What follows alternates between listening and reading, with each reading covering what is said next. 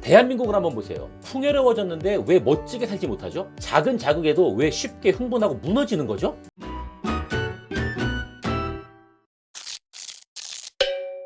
안녕하세요, 다정환입니다. 오늘 이야기할 책은 품격입니다. 2011년 8월에 출간됐고요. 지은이는 이시형 박사님, 유명하신 분이죠.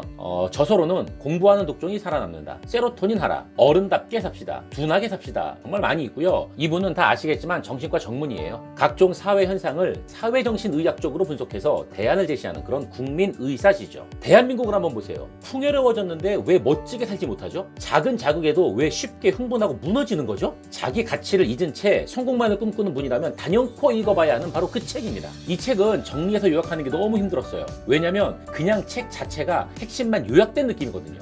나름대로 그래도 제가 간단하게 요약을 한번 해보고 이야기를 나눠볼게요.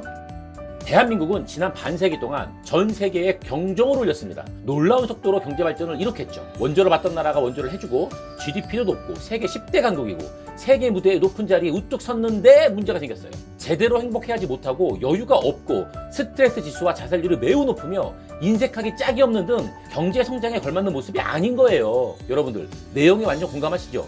이제는 대한민국이 품격을 갖춰야 할 때라는 이야기를 하고 싶은 겁니다. 대한민국 하면 경제는 우등생인데 행복은 열등생이래요. 항상 바쁘고 행복을 느낄 시간도 없다는 거죠. 또 모두 이런 생각을 했어요. 잘 살면 행복해질 줄 알았는데, 그렇죠? 저희 어르신들 그랬죠? 삶의 질은 오히려 더 떨어진 거예요, 지금. 바로 외적 성장이 아닌 내적 성장과 정신적 성숙이 다듬어져야 되는데 그게 안 되는 거예요. 어느 한 개인을 평가할 때 재산이나 권력 이것뿐만이 아니라 인품도 중요하게 생각을 하거든요. 국가도 경제 성장이나 민주화만으로는 포착하기 어려운 품격이라는 게 있답니다.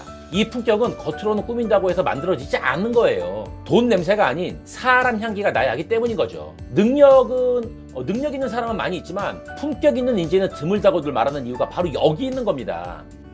우선 품격은 자신감 회복에서 시작이 돼요. 그럼 우리가 얼마나 놀라운 대한민국인지 한번 살펴볼까요? 겁없이 일단 시작해보는 진취성이 있고요. 신명나게 즐길 줄 아는 신명성도 있습니다. 감성적이면서도 합리적인 양내성을 가졌고요. 뭐든 열심히 하는 그러한 근면성을 가지고 있어요. 나도 잘할 수 있다는 의지의 상향성도 갖고 있고요. 웬만한 시련은 극복하는 긍정성도 있습니다. 약한 것 같지만 절대 약하지 않은 유연성을 가진 그런 민족이에요.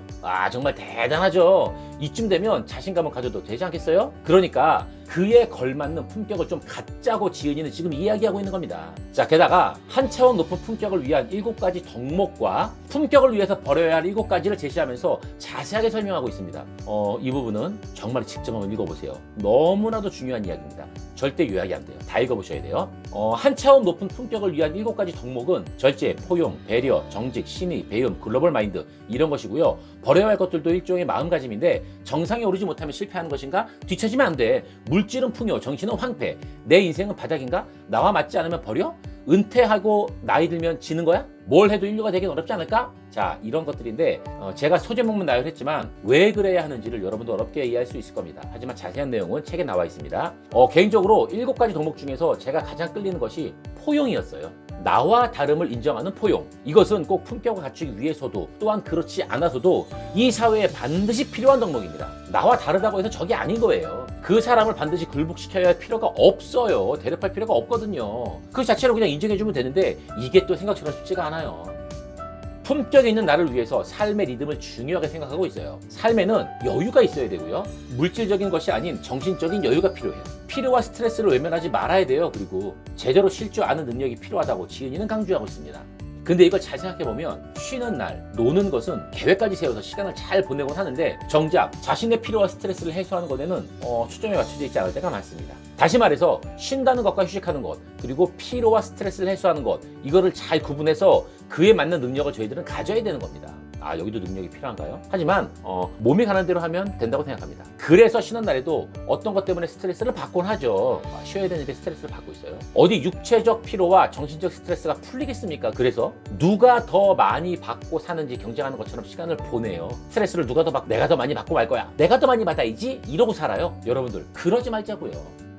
자, 이 밖에도 품격이란 무엇인가를 설명하는 6가지가 있고요. 개인의 품격 회복을 위한 4가지도 알려주고 있습니다. 책에 나와 있어요. 끝으로 잘 산다는 말을 재정비할 것을 좀 당부하고 있어요. 어쩌면 우리는 이미 충분히 잘 살고 있고 아니면 잘 살 준비와 여건은 마련되어 있지만 우리가 외면을 하고 있는 건지도 몰라요. 지금 자신의 모습을 보면서 실패했다고 생각하지 말고 정신적으로 감성이 메마르지 않으면서 살아간다면 자신만의 품격이 세워지리라고 믿어요. 그렇게 되면 여러분의 가정도 그렇게 품격 있는 집안이 될 겁니다. 품격이라는 단어는 꼭 사람의 겉모습을 대상으로만 하는 그럴 때만 사용하는 단어가 아니에요. 어떠한 집단이 될 수도 있고요. 부부나 가정이 될 수도 있죠. 나아가 문화에도 사용할 수가 있어요. 주위에 있는 사람들이 품격을 저버릴 때 내 품격도 떨어뜨리지 마시고요. 이런 거 굳이 따라할 필요가 없잖아요. 그냥 그 사람들이 떨어뜨리는 거지. 아, 저렇게 떨어뜨려도 되나? 그럼 나도 이렇게 해도 되나? 이러지 말자는 거죠. 여러분들 삶에서 지금 좀 지치셨나요? 자신을 위해서 제대로 쉴 줄 모르시나요? 자, 피로와 스트레스를 풀고 싶으시죠? 잘 오셨습니다. 무엇을 위해서 달려가야 하는지 모르시는 분들도 잠시 쉬면서 읽어보세요. 품격 높은 여러분들이 되실 수 있습니다. 자, 이 책은 여기까지 할게요. 여러분들의 다양한 생각과 의견을 댓글로 남겨주시고요. 좋아요와 구독도 부탁드리겠습니다. 지금까지 다정한이었습니다. 감사합니다.